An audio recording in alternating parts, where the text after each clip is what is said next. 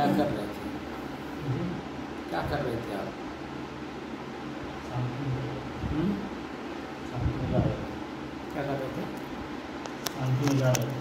शांति में जा रहे थे।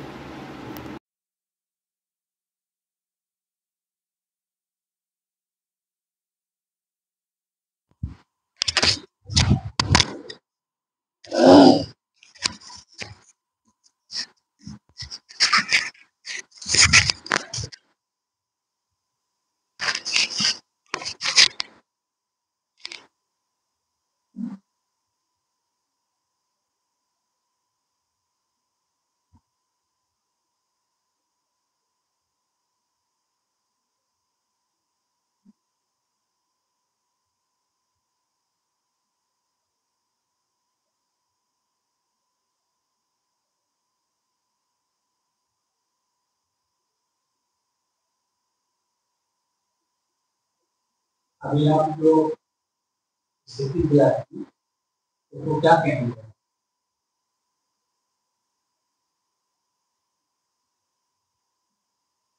किस स्थिति में?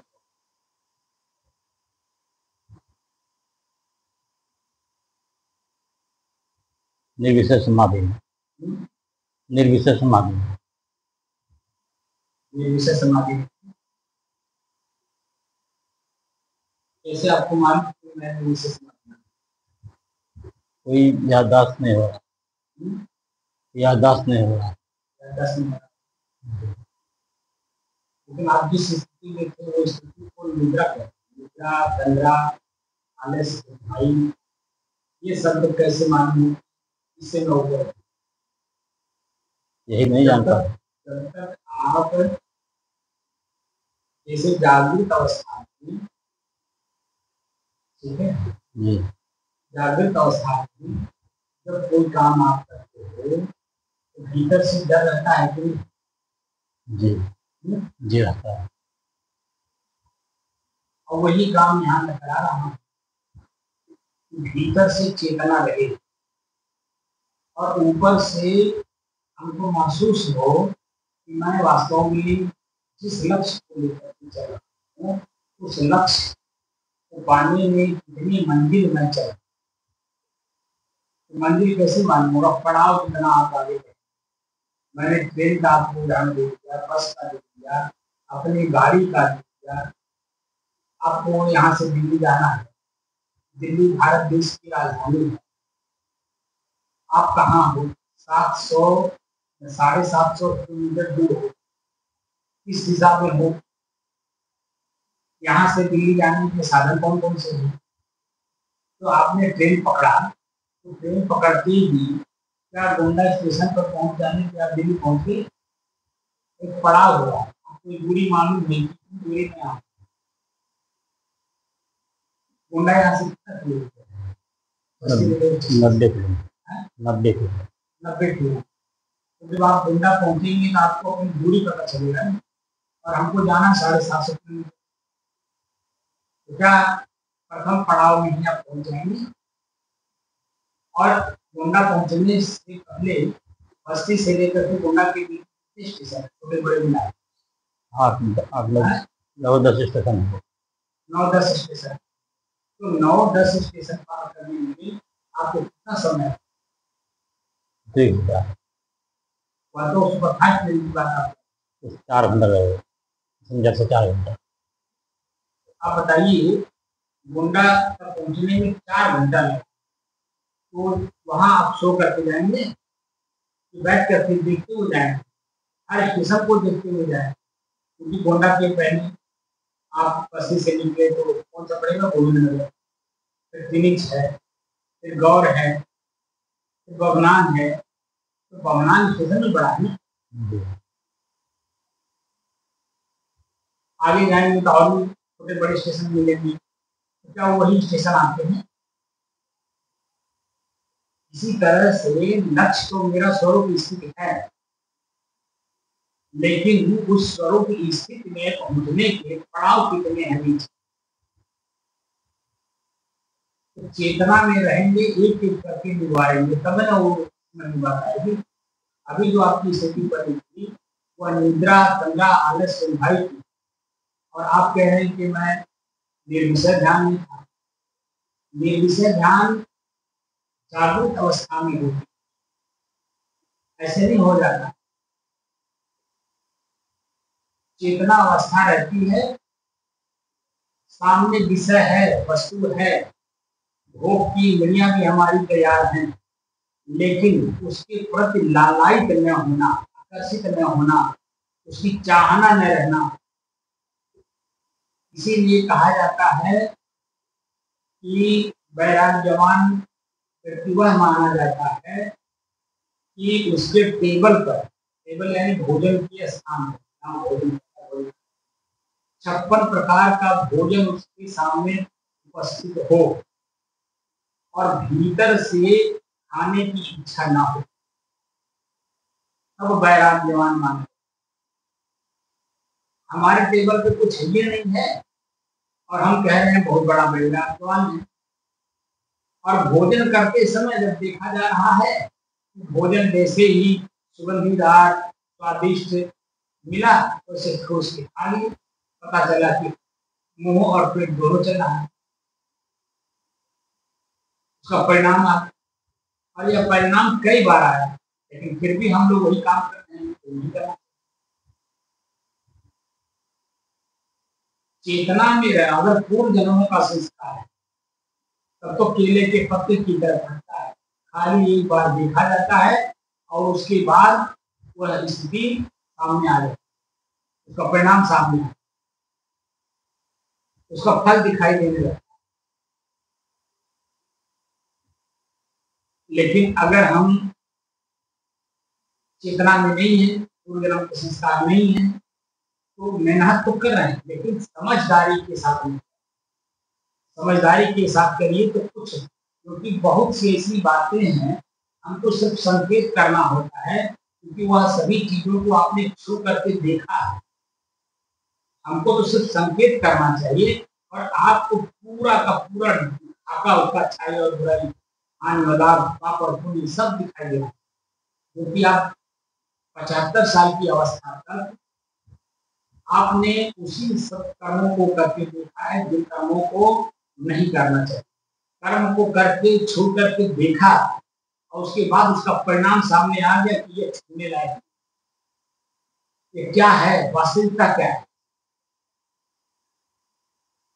और उसको पाने से पहले भी मैं था, पा करके भोग करते समय भी मैं हूँ, भोग करके हट जाने के बाद भी मैं हूँ, और उसका परिणाम तीनों कालों का परिणाम मैं देखा। जब तक विषय वस्तु सामने उपस्थित नहीं,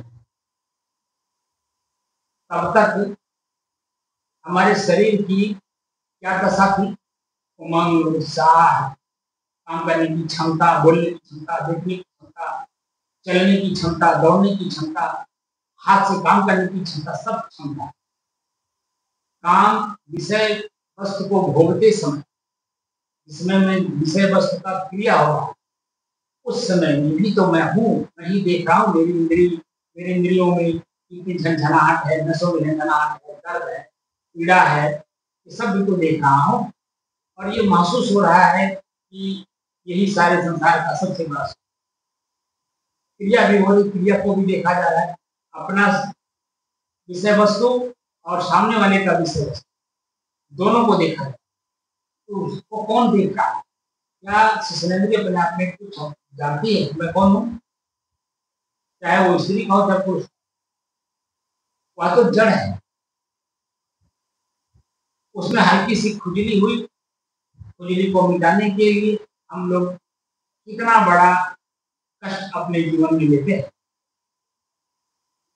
तो सब कुछ करके देख लिया गया, विषय वस्तु को भोगते समय भी मैं हूँ, और विषय वस्तु के भोगने के बाद वो अपने शरीर का एनर्जी, ताकत, वीर्य अपने शरीर से जब बाहर होगा तो भी मैं देखा, तो भी मैं हूँ। और शरीर से हमारे वीर्य निकल जाने के बाद भी मैं हूँ, और अस्वस्थ शरीर है यह भी महसूस करता हूँ। और वही 2-4 दिन और भोजन करने से, रिलैक्स मिल जाने से फिर पूर्व की स्थिति मेरे शरीर की फिर बन जाती। ताकत वही बल वही क्षमता सब कुछ है।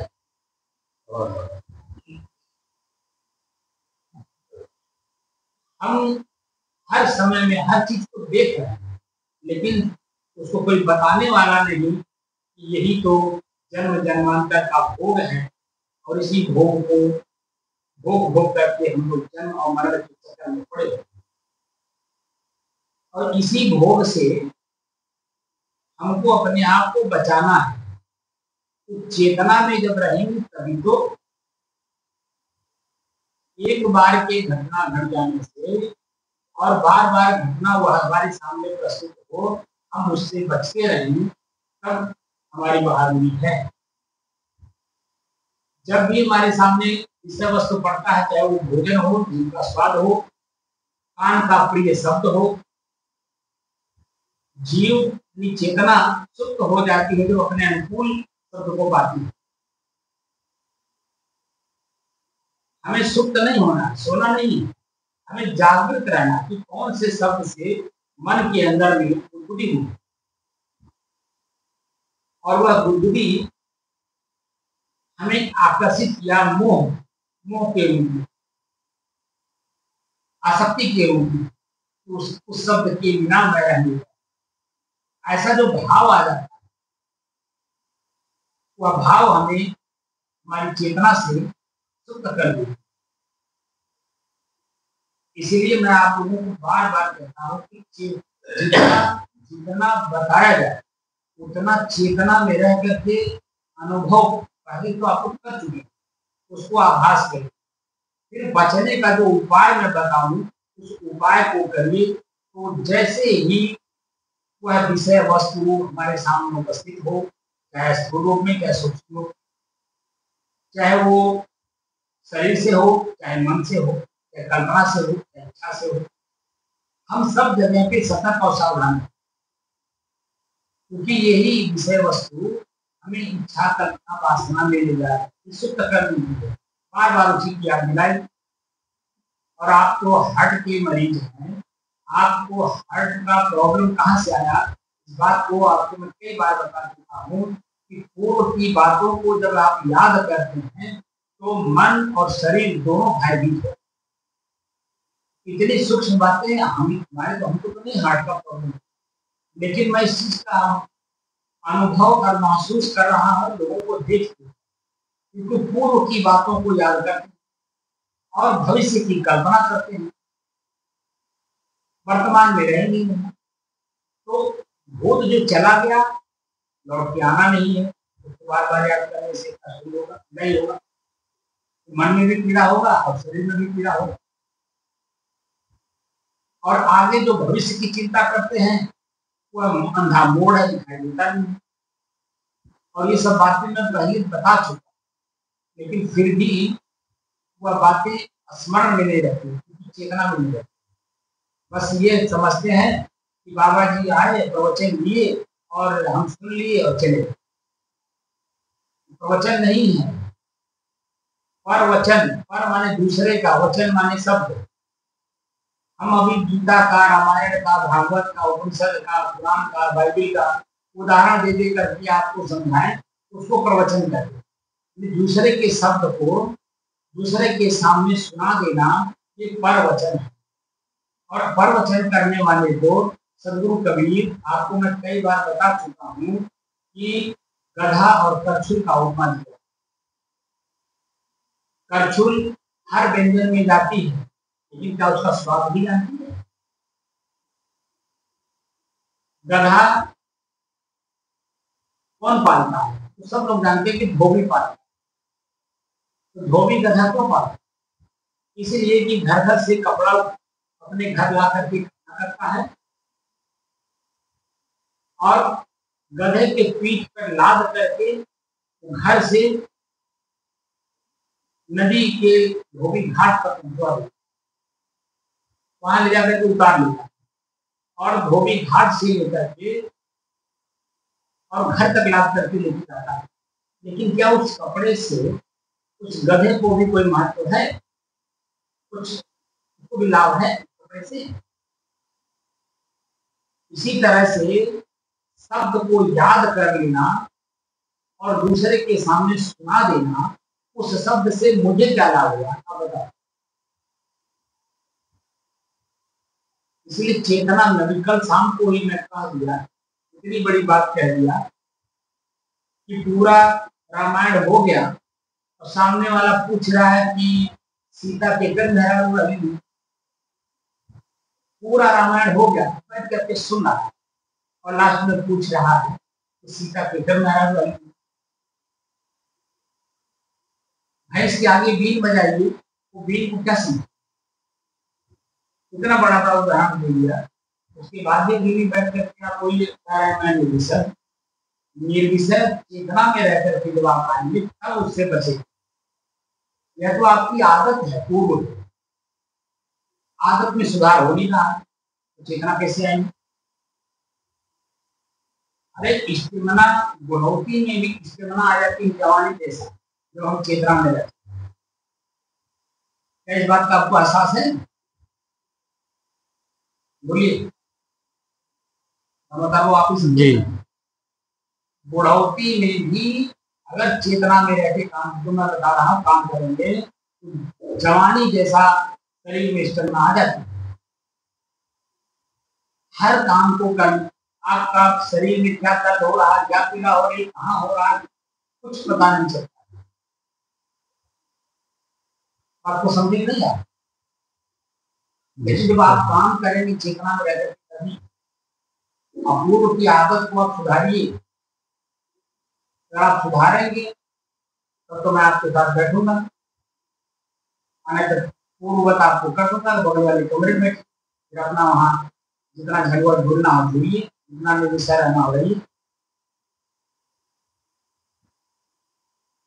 मेरे सामने जैसा क्रिया आप करेंगे, मुझे जो आभास होगा मैं उस पर बोलूंगा, क्योंकि मुझे मालूम है कि मंदिर कैसे और किस रूप में प्राप्त होती है। मैं इस विषय का विशेषज्ञ हूँ, इसीलिए मेरा कर्तव्य है अपने विषय के उसको विद्यार्थी को, शिष्य को, जिज्ञासु को, उसकी जिज्ञासा तो है, ठीक अच्छी बात, लेकिन जिज्ञासा के साथ साथ किसी भी कार्य को करने का नियम है। जो पातंजलि योग दर्शन में यम नियम आसन प्राणायाम प्रत्याहार ध्यान ध्यान समाधि जो एक सिस्टम से बताया गया है, और क्यों बताया, वह हम डायरेक्ट अपने स्वरूप में नहीं जा सकते, जो कि प्रतिदिन 4 घंटा जाते हैं, लेकिन हमें मालूम नहीं कि मैं अपने स्वरूप में रहता हूँ। जो नींद अवस्था, उस नींद अवस्था में आने के लिए हमें जागृत अवस्था में रहना होगा। हर चीज आपको फीका लगे, जब अपने स्वरूप का एक बार झलक मिल गया, उसका आनंद मिल गया, उस आनंद के सामने संसार में कोई ऐसा विषय वस्तु नहीं है जो उसके सामने फिक्स है। हम लोग तो उस आनंद की अनुभूति को कभी कर ही नहीं पाए, जो कि उसी की वजह से सामने वाले विषय वस्तु का आनंद लेते। अगर भीतर का अपना खुद का आनंद ना हो तो विषय वस्तु कष्ट के अलावा, पीड़ा के अलावा, दर्द के अलावा कुछ नहीं देता है, ये कैसे आभास है? और भीतर के ही आनंद से बाहर के विषय वस्तु का आनंद लिया जाए। भीतर में आपके कष्ट हो, पीड़ा हो, विषय वस्तु सामने होगा भी तो आपको कष्ट ही देगा, क्योंकि भीतर में आनंद नहीं है। दोनों को कौन जानता है? कष्ट को भी, पीड़ा को भी, आनंद को भी, सुख। वह सूक्ष्म विषय है, और आप इतनी बड़ी सूक्ष्म विषय को आप कह रहे हैं कि मैं निर्विषय ध्यान में।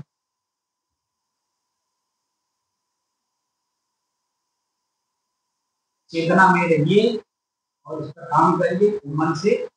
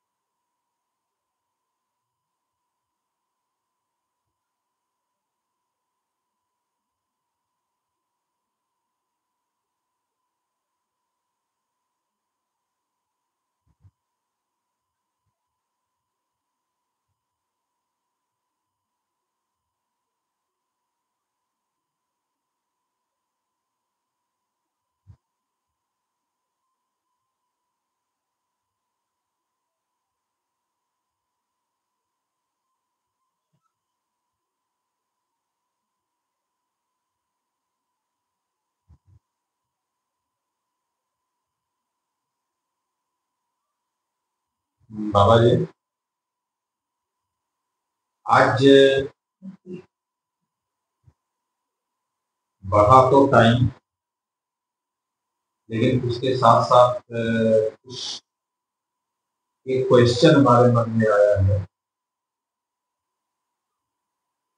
मतलब वो हमारी उससे रिलेटेड है, पर्सनल बिहेवियर से।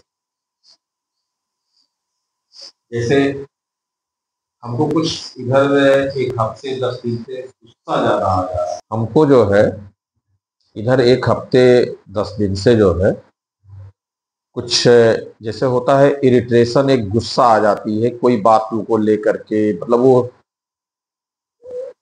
पहले इतना नहीं होता था, लेकिन इधर थोड़ा सा करीब एक 10 दिन से मान चलिए किसी भी बात को लेकर के हमको इरिटेशन ज्यादा हो जाता है, चिढ़ जाती, मतलब गुस्सा लग जाती है। उसका अस्थायी समाधान चाहते हैं या क्षणिक? नहीं नहीं, मतलब हम तो चाहेंगे अस्थाई समाधान। अस्थायी समाधान चाहते हैं। हाँ, जो मैं बता रहा हूँ उसका आप करके चलिए बस। रास्ते में ये सब पड़ाव हैं, पड़ाव अपने आप ही दूर होते जाएंगे और आपका मंदिर नजदीक होता जाएगा। यही सब पड़ाव हमारे मंदिर को दूर किए। मेरा मंदिर क्या है, मैं स्वयं अपने आप को जानता हूँ। हाँ, स्वयं अभी अभी से अपने को भी जान रहे हैं, हम गुस्सा को भी जान रहे हैं। गुस्सा क्यों आ रहा है? गुस्सा क्यों आ रहा है? जिस समय आप काम करते हैं किसी का, कोई भी, उस समय जब कोई कुछ बोलता है तो गुस्सा अपने आप आता है। आप जब शांत से बैठे रहेंगे, कोई भी आया कुछ भी कहेगा तो आपको गुस्सा नहीं लगेगा। नहीं नहीं, तब तो नहीं लगेगा। अरे काम करिए, काम के बीच में कोई टोका-टाकी करता है तो गुस्सा आता है। अच्छा, कभी कभी ऐसा होता है कि जैसे मान लिया, सपोज करिए कि हम किसी से कोई चीज कहे हुए हैं और वो हमारे मुताबिक या हमारे इच्छा के मुताबिक वो काम नहीं हो रहा है, तो ज्यादा मतलब एक बहुत ज्यादा इरिटेशन हो जाता है। हाँ नहीं तो आप जो अभ्यास कर रहे हैं, हाँ, ये अभ्यास दो वस्तुओं को अलग अलग करने का काम है। जब दो वस्तुएं आपस में अस्थायी होती, प्रकृति और पुरुष, शरीर हमारा प्रकृति है, ठीक है, मैं इसका उपभोक्ता, इसी में पुरुष हूँ। जब दोनों स्थितियों को आप अलग अलग हैं तो परिवर्तन और स्थिर दो वस्तु, जो मैं स्वयं हूँ पुरुष के रूप में, वो स्थिर है। शरीर, स्थूल शरीर और स्थूल शरीर के अंग, सूक्ष्म शरीर और सूक्ष्म शरीर के अंग, ये सब परिवर्तनशील है क्योंकि ये प्रकृति है। और प्रकृति में 5 तत्व है, माटी, पानी, आग, हवा, आकाश जी। तो इस समय में कौन सा तत्व काम कर रहा है हमारे हमारे सामने, हमारे शरीर जी। तो हम जब उसको जाने रहते हैं तो उसके साथ वैसा बर्ताव कर देते हैं, वह अपना काम करके चला जाता है, फिर आप अपने काम में लगते हैं। ये जो गुस्सा वगैरह आ रहा है, ये गुस्सा आने का यही कारण है कि बाहर की चाहना, अनुकूलता, और प्रकृति में परिवर्तन है तो अनुकूलता इससे हो नहीं सकती। नहीं, अगर स्थिर हो तो कोई भी पौधा, कोई भी जानवर, उनका जो शरीर है वो प्रगति ना करेगा नहीं। इसलिए परिवर्तन को परिवर्तन की तरफ देखिए। इसीलिए मैं दृष्टा दृश्य का अभ्यास करवा रहा हूँ कि मैं जो स्वयं दृष्टा के रूप में हूँ वह स्थिर वस्तु, और जो मैं के अलावा जो कुछ भी मेरे पास होगा वो प्रकृति का होगा, परिवर्तन होगा। तो परिवर्तन किस दृष्टि से आ रहा है, कहाँ से आ रहा है, कैसे आ रहा है, किस रूप में आ रहा है, उसका उपभोग हमें करना है कि नहीं करना है, इस बात जी। जब गुस्सा आ रहा है और गुस्सा अग्नि तत्व है, तो स्वयं जलती है, दूसरे को भी जलाती है जी। गुस्सा समझ रहे हैं, गुस्सा आ रहा है तो गुस्सा में हम अपने ही मुंह से कौन सा शब्द ऐसा बोल देंगे सामने वाले को कष्ट हो जाए, या हाथ की क्रिया ऐसी हो जाएगी जो सामने वाले को कष्ट हो जाए, उसको रोकना चाहते हैं, इसलिए कष्ट हो रहा है। इसलिए आपको चाहिए कि हम सिर्फ अपने आप का काबू पा सकते, दूसरे के ऊपर हम काबू नहीं पा सकते। पा सकते नहीं नहीं, दूसरे पे क्या पाप। आप मोटरसाइकिल चला रहे हैं तो ब्रेक मारना है या एक्सीलेटर लेना है, ये आपके हाथ में है। वो केवल हम ही समझ पाएंगे कब क्या करना है। यही बात है।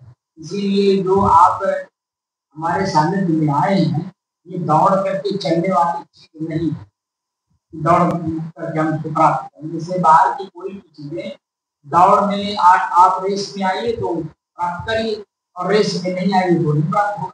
नहीं नहीं, तो ये हाँ, हाँ, रेस में नहीं आना, यहाँ हम स्थिर वस्तु हैं, अपनी स्थिरता को देखना चाहते हैं। तो हमारी स्थिरता परिवर्तन कैसे हो, तो जब मैं और मेरा दो चीजें, तो मेरा जो है वो प्रकृति का है, मैं स्वयं जो है वो पुरुष हूं। तो प्रकृति में परिवर्तन होगा, वो दिखाई देगा।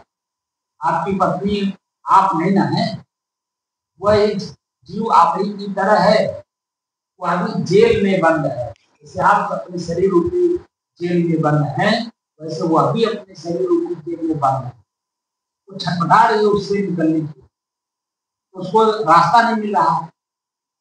आपको कुछ रास्ता बाहर थोड़ा सा पहले घूमे और किसी के बारे में आपने अपनी बात कहा किसी के सामने, तो किसी ने सुझाव दिया फलां के पास जाइए, ये डॉक्टर है, ये वैद्य है, ये हकीम है, ये वकील है, मतलब जो भी चीजें आपके पास प्रॉब्लम आता है उनका सामने वाले ने सुझाव दिया, आप जा करके अपना बात उनके सामने रखते हैं, वह आपको सुझाव देते हैं, काम करके आपको मजबूती के साथ सुधर देता है।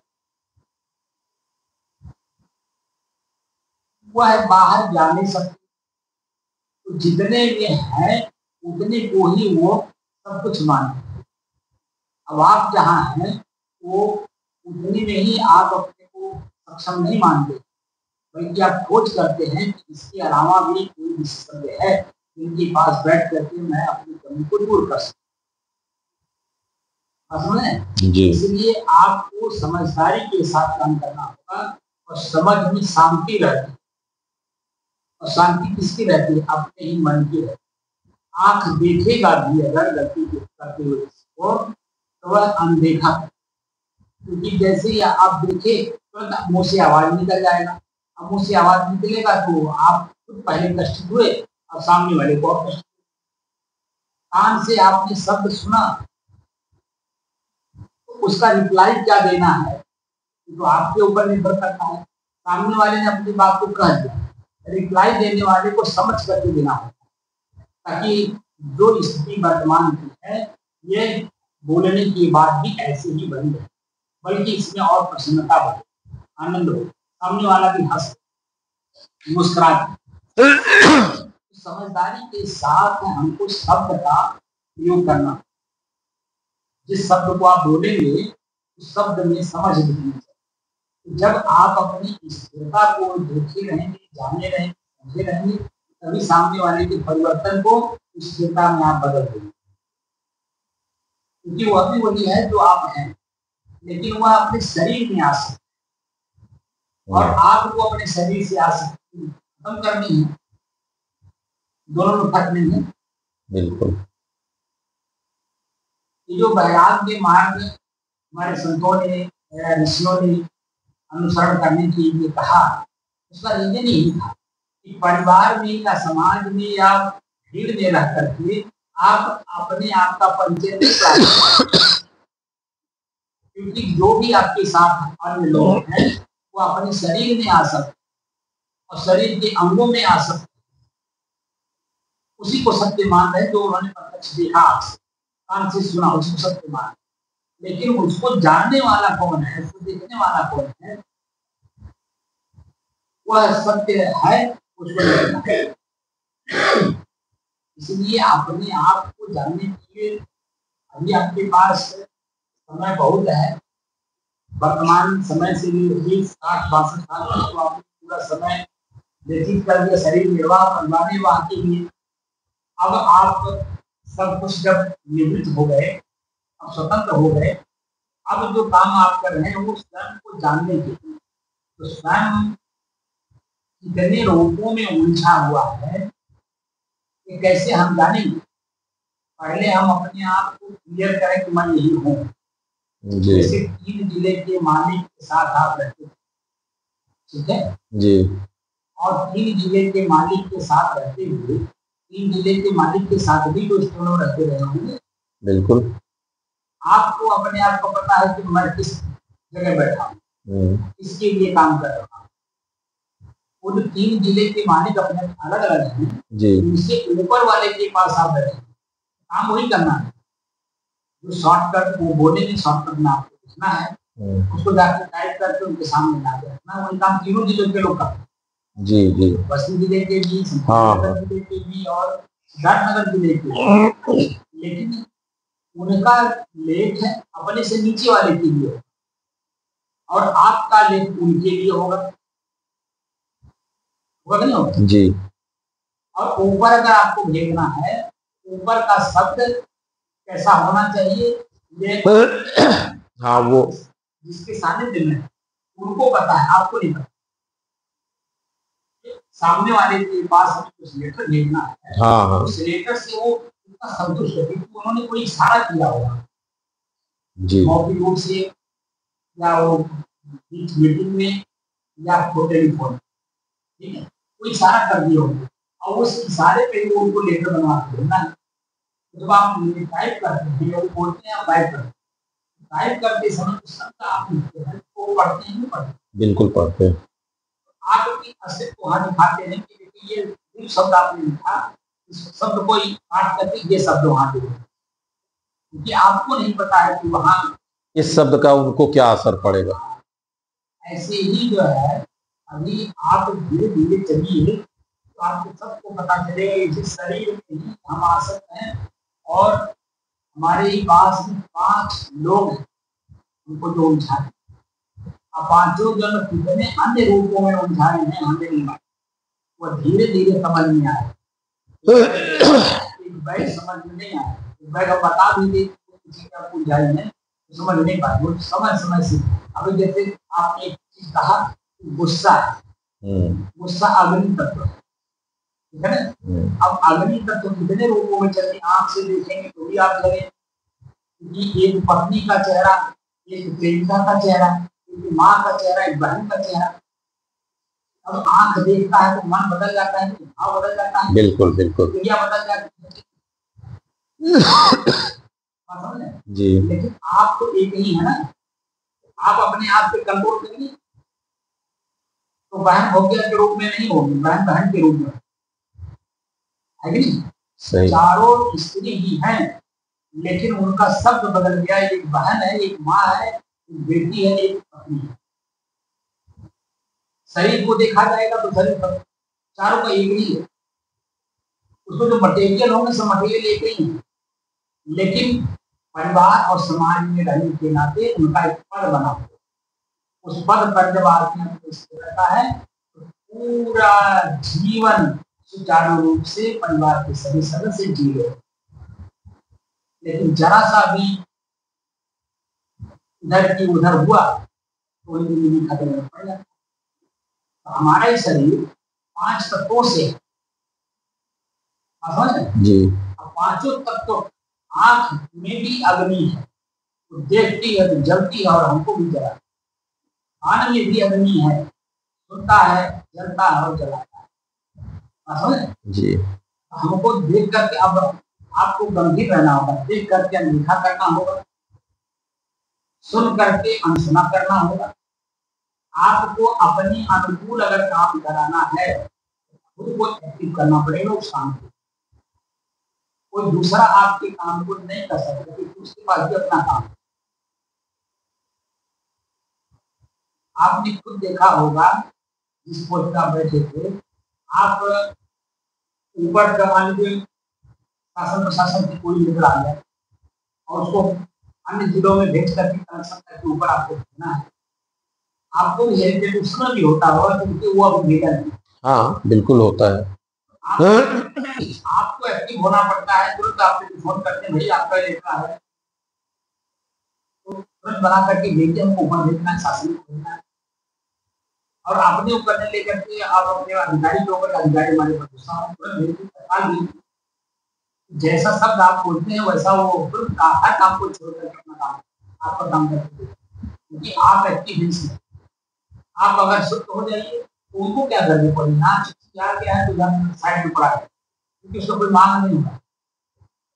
ऐसे कितने लेटर आप देखे होंगे, आपके पास भी शासन से आता होगा, आपने कर दिया, ऊपर से कोई मांग नहीं हो रही है, हाँ किनारे पड़ जाता है। आपकी एक्टिविटी से ही संसार की एक्टिविटी है। और अगर आप एक्टिव हैं तो सब एक्टिव हैं, आप अगर शुद्ध हैं तो सब शुद्ध। आपको अपना इच्छा अगर पालन करना है तो आपको खुद को अपने काम को करना होगा, सामने वाले से कराना होगा। और अभी आप जो बोलते हैं ना, आपको बहुत सारा अनुभव है, जो शब्द आप बोलते हैं। आप देखिए, मैं जब साहब के पास बैठता हूँ वहाँ ऑफिस में, आप देखिए वहाँ मिलने वाले लोग भी आते हैं। जी जी मैं बैठ कर जी देखता हूँ और सुनता हूँ। जी। अधिकारी अपने नियम में लगे हुए, कानून में लगे हुए, बिल्कुल उसी के सिस्टम में लगे हुए। सामने वाला उसके नियमों को तोड़ करके अपनी बात मनवाना चाहता है, तो कैसे मान लेंगे आप बताइए। बार बार अपने बच्चे को कहे, हाँ सही है। तो वहाँ भी हेरिटेज होता है ना। तो क्या करते हैं, ठीक है साहब जाइए, आपका लेटर आपके थाने पर पहुंच जाएगा, वहाँ काम हो जाएगा, आपकी तहसील में पहुंच जाएगा, आपका काम हो जाएगा। ठीक क्या करते हैं, उनको काट दिया। जी जी जी। अब वो जो चिट्ठी, क्या चिट्ठी के ऊपर लिखा गया, क्या वहाँ भेजा गया, उसी हिसाब से तो वहाँ काम होगा। बिल्कुल। उनको पता है थोड़ी है, वहाँ बस खाली अपना काम कर दिया, लिख करके चला गया। अब वो अपना वो ईगो लेकर के घूम रहे। ईगो जहाँ होता है वहाँ काम होते हुए भी नहीं होता है। सामने है काम हो जाएगा, लेकिन आप अपने ईगो में है, कोई भी काम किसी भी समय में नम्रता के बिना काम होता नहीं। अगर मान लीजिए किसी के दबाव में आकर के आपने काम भी कर दिया, एक बार करें, बार बार नहीं करें, हो ही नहीं सकता है। लेकिन नम्रता में आप जब भी आप उनको याद आ जाएंगे, आपका उनका टेलीफोन आ जाएगा या वो सामने प्रस्तुत हो जाएंगे, तो तुरंत आप, अरे आप कैसे आ गए, आपका काम तो हो गया है, आप जाइए, या नहीं हुआ था, अरे अच्छा तो तुरंत करके देता। तो वो इतना नम्र है कि आपको प्रभावित कर दिया, आपके अंदर में मनोभाव ऐसा डाला, सारा काम तो नम्रता इसीलिए अध्यात्म में बहुत बड़ा गुण है। जो आप वस्तु चाहते हैं वह वस्तु नम्रता में मिल जाएगी, लेकिन अकड़ में मिलेगी क्या? नहीं, बाहरी वस्तु तो मिलेगी ही नहीं, अंदर की वस्तु कैसे मिलेगी? अभी मैं इनको ये कल शाम को इन्होंने एक प्रश्न पूछा और उस प्रश्न का उत्तर मैंने यही किया, क्योंकि गाँव देहात में चलता है कि पूरा रामायण हो गया, ठीक है, और बैठ कर दो आदमी देखते हैं, सुन रहा है, और अंत में ये पूछ रहा है कि सीता के एकदम नाराज हो रही है, तो आप बता दीजिए उसने क्या रामायण को देखा? कुछ नहीं, रामायण के बारे में सुना, कुछ नहीं सुना। इसका मतलब उसका शरीर भर वहां से था, उसका मन वहां नहीं था। जी, इसका कोई मतलब है? नहीं नहीं, बेवकूफ। और मैं चेतना में रहने की बात आपको भी डांटा हूँ, वो डांट बोलते हैं। आप अधिकारियों के बीच में हैं, अधिकारी कैसे डांटते? हाँ हाँ, वो सब उनके अपने लिमिटेड शब्द होते हैं। सही है, उनके शब्द जब बोलते हैं तो अपने अंदर में डर पैदा होता है। जी, वो डरना नहीं दिखाते हैं, बाहर कोई हाव भाव दिखाते हैं, तो सिर्फ शब्द बोलते हैं, उसी में आप जो है अपना डर से काम करते हैं। तो मैं जिस पोस्ट पर बैठा हूँ, जो काम कर रहा हूँ, करा रहा हूँ, उस पोस्ट पर मैं डर नहीं चाह सकता ना। मैं सिर्फ शब्द ही बोल सकता हूँ, और शब्द में अगर डर नहीं है, बता दीजिए आप जो पाना चाहते हैं कैसे पाएंगे? नहीं पाएंगे। बात को आप शायद समझ रहे होंगे। जब हम काम करते हैं तो काम करते समय भीतर से डर रहता है, जब तक कि ठीक पे दस्तखत ना हो जाए। हाँ, पता नहीं क्या गलती है, क्या है क्या है। और जब पढ़ करके तुरंत दस्तखत कर दिए, आपके मन का डर खत्म। समझ रहे हैं? यही हाल है। हम अभी आपको स्वरूप की स्थिति के बारे में तो बताया नहीं कि यही स्वरूप की स्थिति है। हमारा लक्ष्य है स्वरूप की स्थिति, और स्वरूप की स्थिति तक पहुंचने के लिए पड़ाव कितने हैं अभी इनको तो पता नहीं है। ये भी सीख, अरे इनको ही नहीं, हमारे साधु समाज में जो लोग आ रहे हैं पूर्ण रूप में जो समर्पित है, दिन रात उसी के लिए काम कर रहे हैं, वो तो इस बात को समझ ही नहीं पा रहे हैं। और आप तो आधा घर की तरफ है, आधा घर साधन। नहीं नहीं, बिल्कुल सही है। कैसे समझ में आप बताएं? पूर्ण समर्पित हुए बिना आपका नाम नहीं बदलता। जब मैं पूर्ण समर्पित हूँ तो मेरा नाम साधु है। अरे भाई साधु हैं, ऐसे है। और साधु के बाद सत पद पर हूँ तो मेरे सामने कोई गलती करे, मुझे न बोलना है, न देखना है, न सुनना है, और न उनकी वाली कुछ करनी है। मुझे, मैं जैसा हूँ वैसे मुझे रहना, तब उसके ऊपर समय से असर पड़ेगा। अगर मैं भी उसी की तरह बोल दिया, यदि आपने गलती की, मैं भी उसकी गलती पे गलती कर दिया, तो आपने और मेरे में क्या अंतर रहेगा बताइए? कोई अंतर नहीं रहेगा। जो आप और मैं हो गए, मुझे तो अपना अंतर दिखाना होगा ना, आपकी गलती को क्षमा करना होगा और अपने काम को महत्व देना होगा। जो मेरा गुस्सा जो आ रहा है वो भौतिक जीवन में आ रहा है। आत्मिक जीवन में जब आप आ जाएंगे तो नजरअंदाज करें, क्योंकि आप देखिए धीरे धीरे शरीर और शरीर के अंगों की जो मांसपेशियां हैं, उनका सर्कुलेशन है, ये सब अब धीरे धीरे कमजोर होंगे। और आपका ही शरीर में होते हुए भी शरीर आपसे लड़खड़ाएगी चलने में।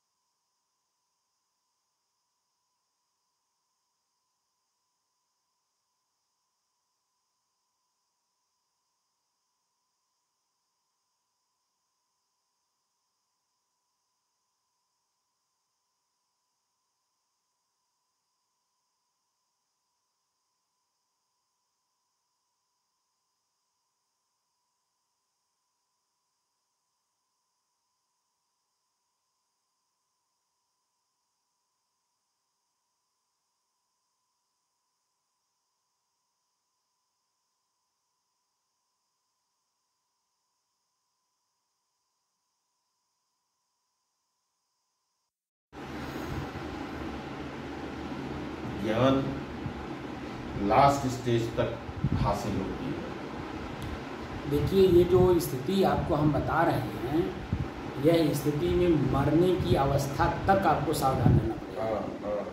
जिस समय में आप इस शरीर को छोड़ रहे हैं उस समय तक आपको सावधान रहना होगा, नहीं तो इसी शरीर में जब हमारी आसक्ति पहले से है और वह आसक्ति में कब कहाँ कौन सी इंद्रिय सक्रिय होकर के हमें कष्ट में डाल देगी और कष्ट लेकर के मैं जाऊंगा, तो मैं जब कष्ट लेकर के यहीं से जा रहा हूँ तो आगे हमको सुख कहाँ मिलेगा। जैसे आप यात्रा पे जाइए, ठीक है,